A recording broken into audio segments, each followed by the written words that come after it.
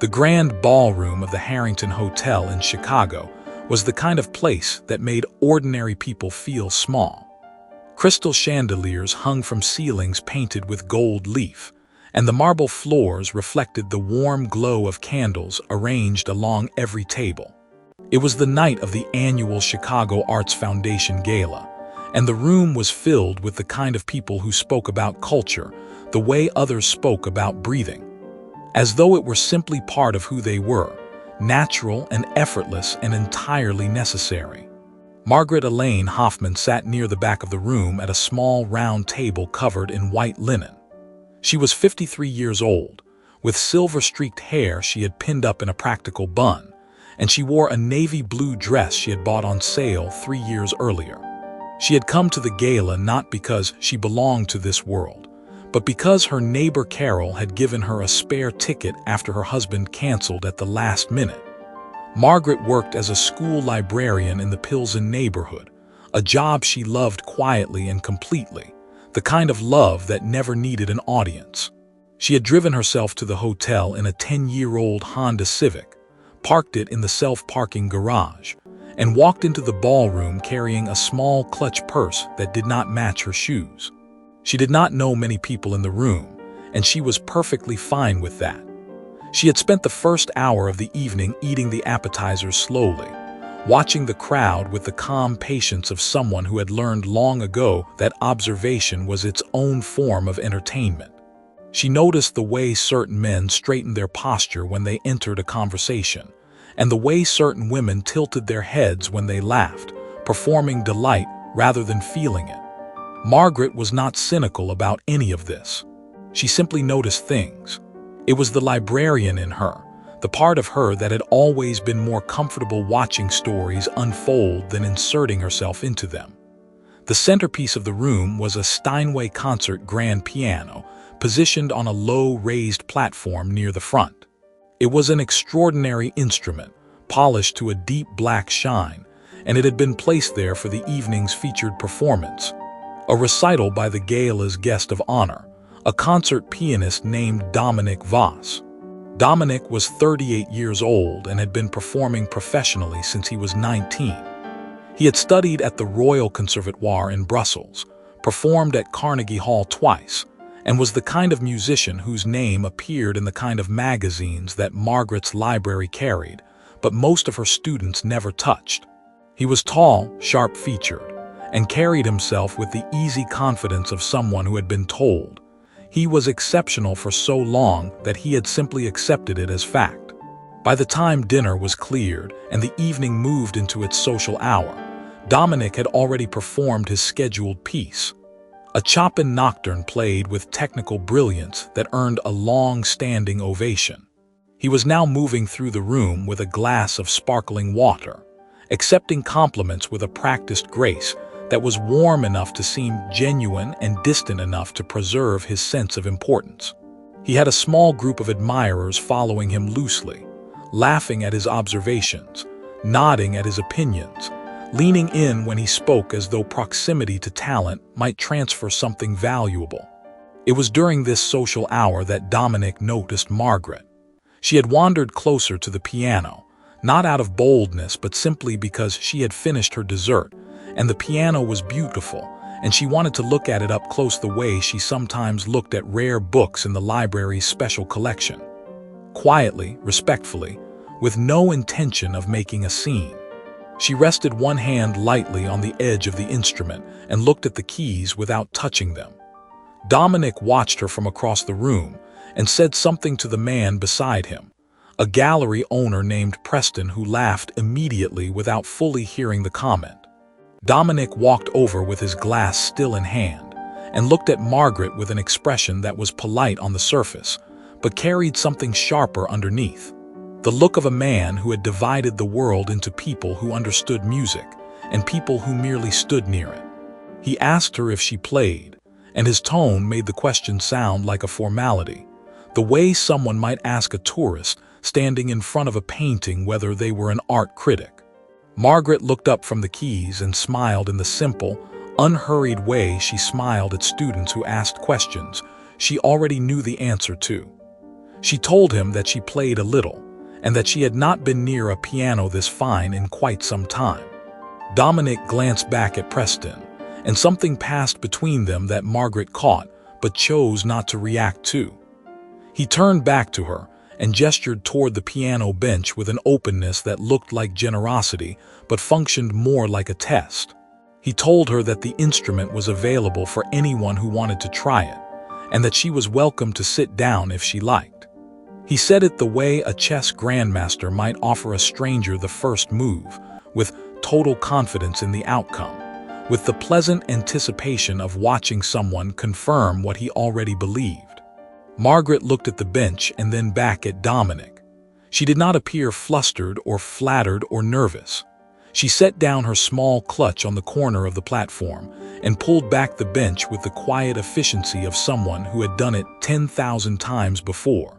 She sat down, adjusted the height, and placed her hands in her lap for just a moment, not dramatically, not for effect, but in the way that a person settles into something familiar before beginning. The room was still loud with conversation all around them. Nobody else had noticed yet. That was about to change. The first thing Margaret did was nothing. She simply sat at the bench with her hands resting in her lap and looked at the keys the way a person looks at an old friend they have not seen in years, taking a moment to appreciate the reunion before saying a word. Dominic stood a few feet away with his glass of sparkling water, his posture relaxed, his expression carrying that particular kind of patience that is not really patience at all, but rather the comfortable certainty that whatever comes next will not surprise him.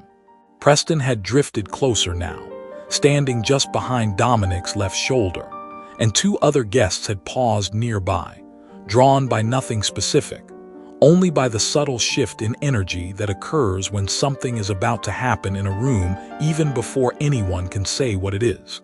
Margaret did not seem to notice any of them, or perhaps she noticed all of them and simply did not find it relevant.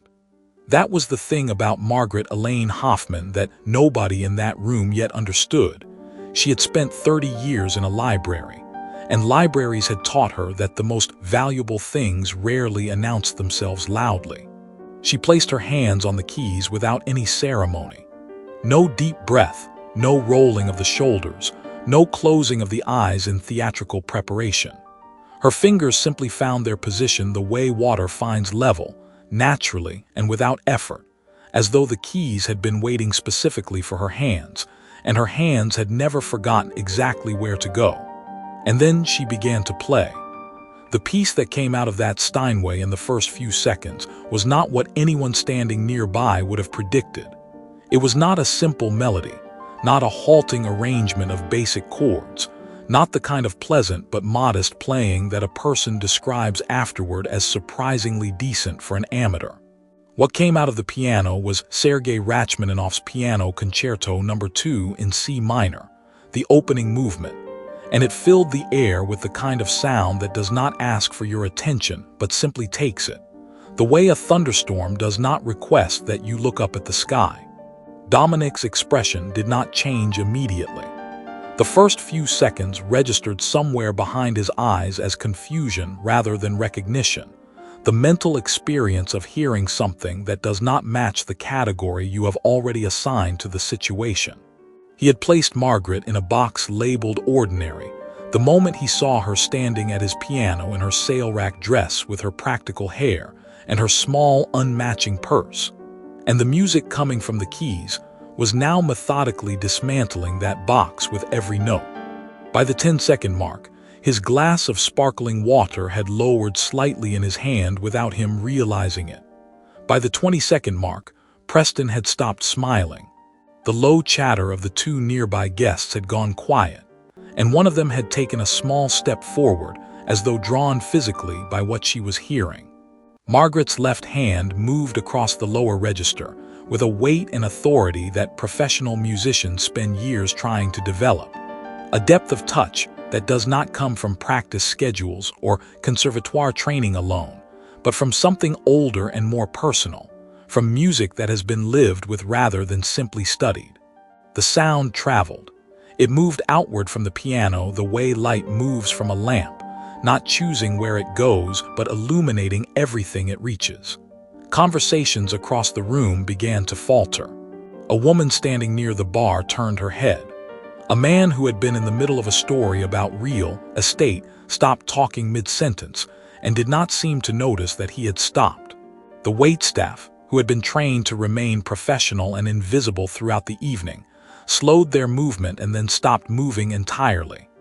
The room, which moments before had been a living, breathing engine of social performance and carefully maintained noise, began to go quiet section by section, the way a field of birds goes still before a storm. Margaret played through the opening with a control that was almost architectural, each phrase built deliberately on the last, the dynamics shifting with the kind of precision that requires not just technical skill, but genuine understanding of what the music is actually saying beneath its surface. Rachmaninoff wrote this concerto during a period of profound personal crisis, and the emotion embedded in the piece is not decorative. It is structural, load-bearing, essential to the whole. Margaret played it as someone who knew that. She played it as someone who had sat alone with this music for decades and understood its interior the way you understand the layout of a house you have lived in for most of your life. Dominic set his glass down on a nearby table. He did it carefully, as though he was trying not to make a sound, as though he had suddenly become aware that sound in this room now belonged entirely to someone else, and he had no right to add to it carelessly. He crossed his arms slowly across his chest, and the posture was not the same confident, proprietary stance he had carried through the room all evening. It was something closer to the posture of a student, arms folded not in authority, but in the unconscious self-containment of a person who is taking something in and does not want to interrupt the process. More guests had turned now. The cluster of people near the piano had grown without anyone apparently deciding to move toward it. People drifted as people do when something real is happening, pulled by instinct rather than intention, responding to the presence of genuine feeling the way the body responds to warmth without being told to lean toward it. Margaret did not look up from the keys. She did not look at Dominic, did not look at the growing audience, did not look at anything except the middle distance that musicians sometimes fix their gaze on when they are inside the music rather than simply performing it. Her expression was calm and focused and carried within it something that was not quite emotion and not quite concentration, but was the particular state that exists between the two. The place where a person and the thing they love most in the world occupy the same moment together without any interference from the outside. The piece moved forward, and the room moved with it, and by the time the full ballroom had gone silent, not a single person in it was thinking about real estate or gallery openings or the careful management of their professional reputation. They were only listening, and Dominic Voss, who had spent 20 years being the most important musician in every room he entered, stood among them and listened too, and for the first time in longer than he could honestly remember, he was not thinking about himself at all. The silence in the ballroom was not the silence of emptiness. It was the silence of a room full of people holding something carefully, the way you hold your breath when you are afraid that breathing too loudly might break something irreplaceable. 200 people stood or sat without speaking, without checking their phones, without leaning toward each other to whisper observations. And this in itself was remarkable because these were people who had spent their entire adult lives filling silence with the sound of their own voices. They were people who networked at funerals and pitched ideas at birthday parties. And yet here they stood, completely still, surrendered to the playing of a woman whose name not one of them had known 20 minutes ago. Margaret moved through the Rachmaninoff with the kind of unhurried authority that has nothing to prove. There was no showmanship in her posture, no performance of effort, none of the visible physical drama that some pianists use to communicate to an audience how hard the music is and how extraordinary it is that they are playing it. Her body moved only as much as the music required, leaning slightly with the phrases, her shoulders carrying a quiet ease that looked almost like stillness from a distance. What her hands were doing told a completely different story. They moved across the keyboard with a fluency and command that spoke of decades, not of casual weekend practice or a childhood hobby carried lightly into adulthood, but of serious, sustained, devoted relationship with this instrument, and this music over the course of an entire life. Dominic watched her hands. He was a man who had spent his career around pianists, had studied under some of the most demanding teachers in Europe, had sat in master classes with performers whose recordings were considered definitive, and he understood technically what he was seeing. He understood the difficulty of what she was executing, the span required in her left hand, the independence of her fingers, the dynamic control she was applying across registers, and he understood that these things did not happen by accident and did not happen from modest application. What he was watching required thousands of hours, tens of thousands.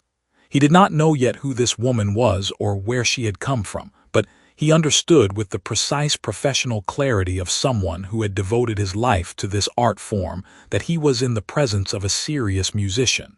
The word that formed in his mind was not amateur. The word that formed in his mind was extraordinary, and it sat there uncomfortably because it was the word he most commonly applied to himself. A woman near the center of the room pressed her hand flat against her collarbone, in the involuntary way that people do when music reaches something internal they were not expecting to have reached. An older man in a dark suit near the far wall had his eyes closed, not from boredom but from the opposite of boredom, from the desire to give his full attention to the sound without the distraction of anything visual. A young woman who worked as a junior coordinator for the Arts Foundation had taken out her phone, but not to check messages. She had opened the camera and was recording, holding the phone up with a kind of reverence, her own face soft with something she could not have named precisely, but that lived somewhere between amazement and gratitude.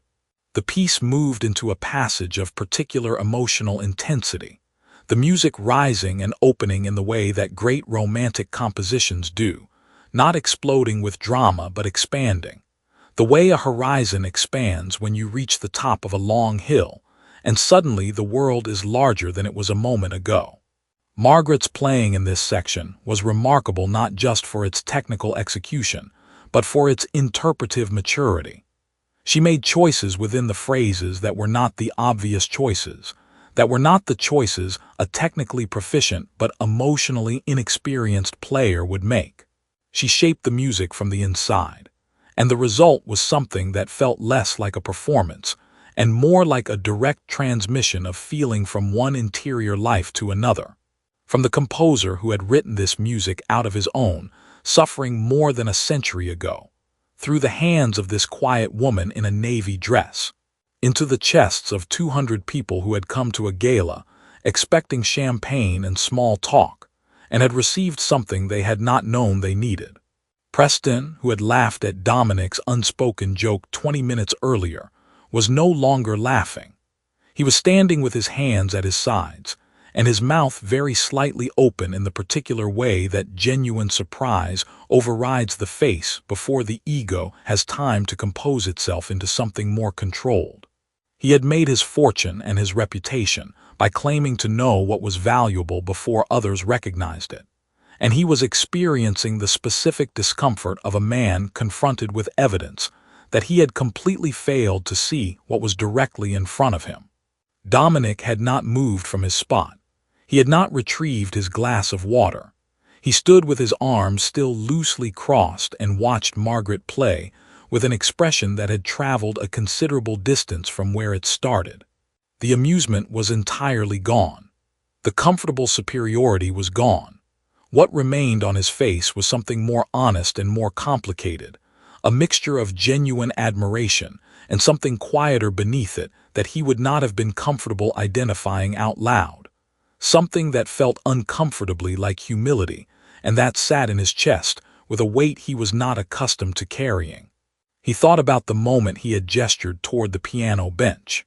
He thought about the tone he had used, the particular flavor of generosity that was not really generosity, and he felt the specific heat of a person who has made a fool of themselves, not through malice exactly, but through the casual assumption that their own position in the world entitled them to make quick judgments about other people's worth.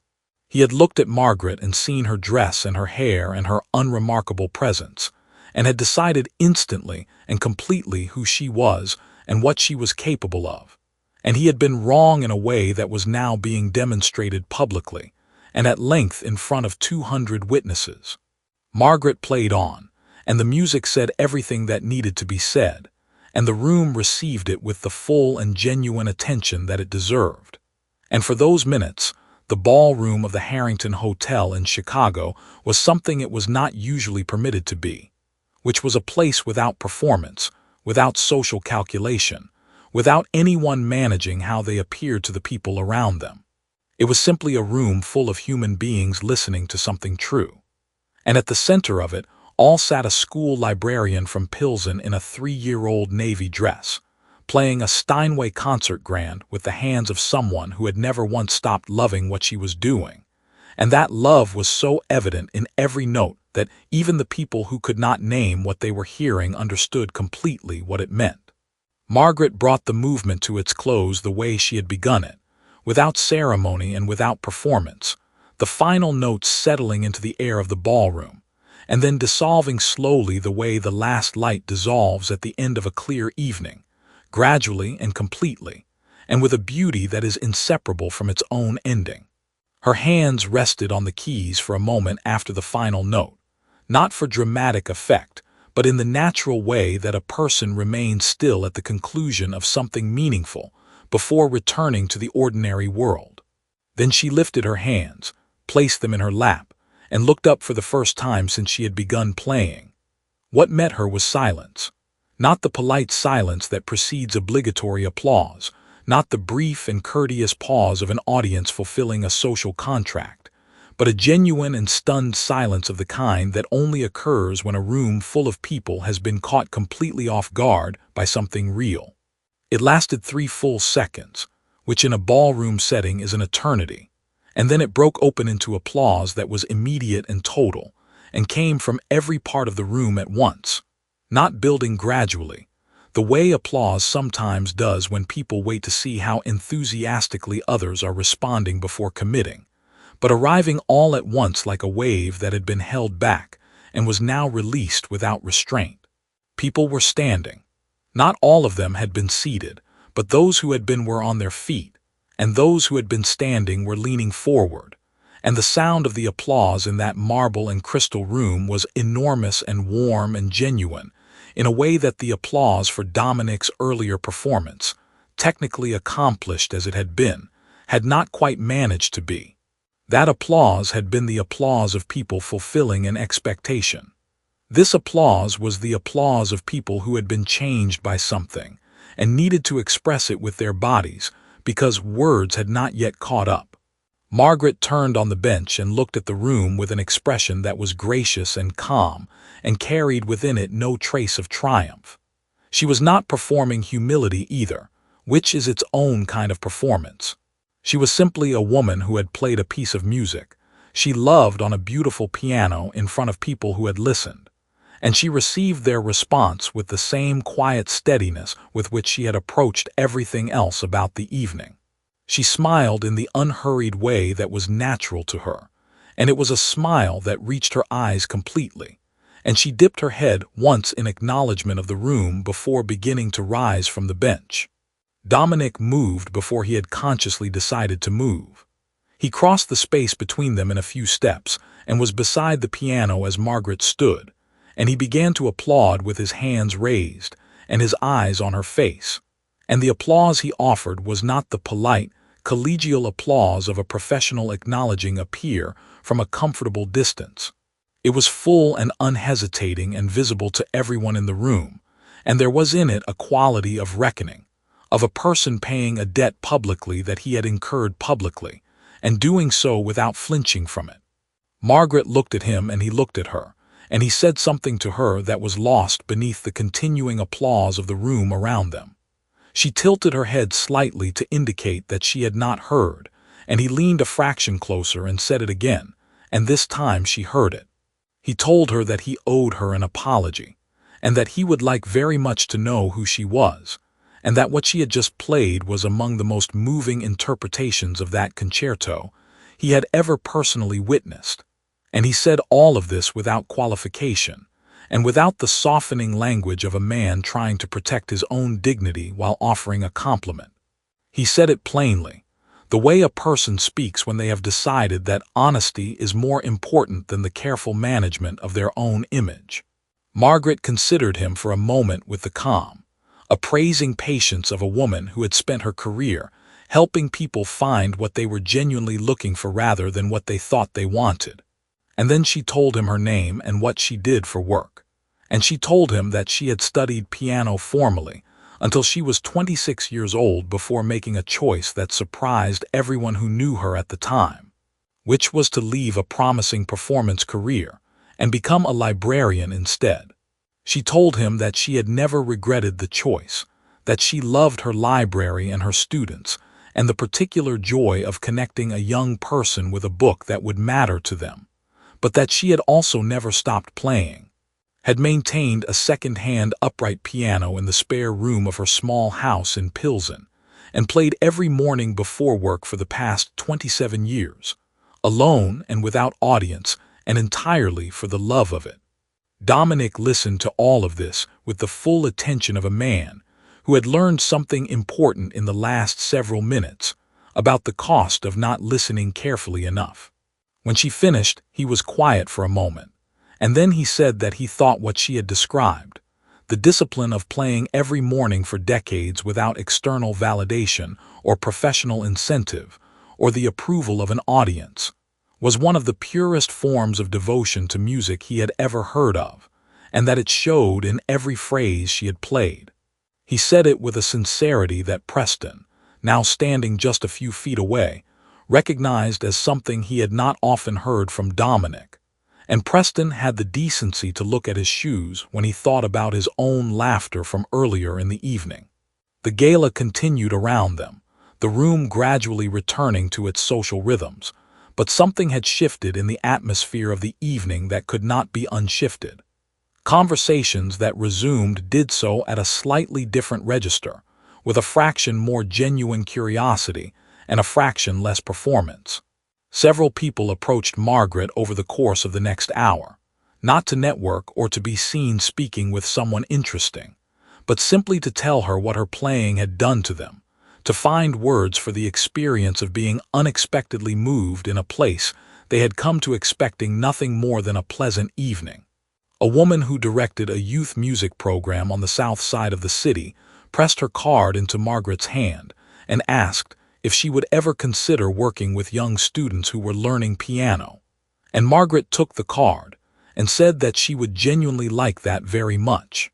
A retired orchestra conductor shook her hand and held it for a moment longer than a handshake requires, and told her that she played Rachmaninoff, the way Rachmaninoff intended it to be played, which was as an act of emotional courage rather than technical display. Dominic sought her out again before the evening ended. He found her near the dessert table, holding a small plate and talking with Carol's friend about something entirely unrelated to music, and he waited until there was a natural pause in the conversation before he spoke. He asked her if she would ever consider performing publicly again, not because the world needed another concert pianist, he said, but because what she had done at that piano tonight was a gift, and it seemed to him a little unfair to the rest of the world that she kept it entirely to herself in a spare room in Pilsen every morning before work. He smiled when he said it, a different kind of smile than the ones he had been distributing through the room earlier in the evening, smaller and more honest and without any of the polish. Margaret looked at him with the thoughtful patience that was simply the way she looked at things, and she told him that she would think about it. She told him that she had made peace a long time ago with the idea that the most meaningful things in a life did not require a stage, but that she was open to the possibility that she had perhaps been keeping something to herself that might be worth sharing. She said it the way she said most things, simply and without drama, and she picked up a small chocolate from the dessert plate and ate it with the uncomplicated satisfaction of a woman who had driven herself to a gala in a 10-year-old Honda Civic, played one of the most demanding piano concertos in the classical repertoire in front of 200 people who had not known her name, and was now enjoying a piece of chocolate at the end of a perfectly good evening.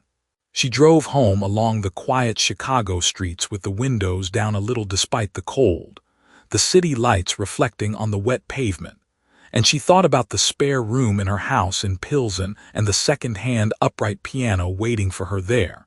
And she thought about the morning and the music she would play when no one was listening, which was the music she had always loved most of all.